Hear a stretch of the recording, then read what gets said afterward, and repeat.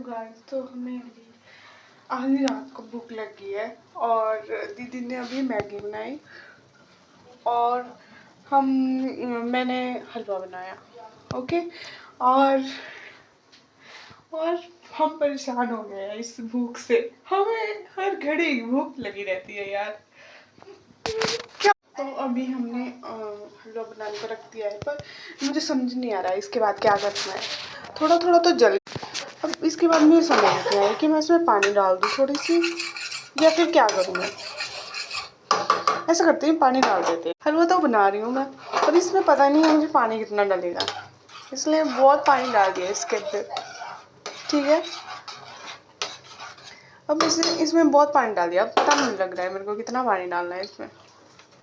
इधर दीदी की मैगी उबल रही है।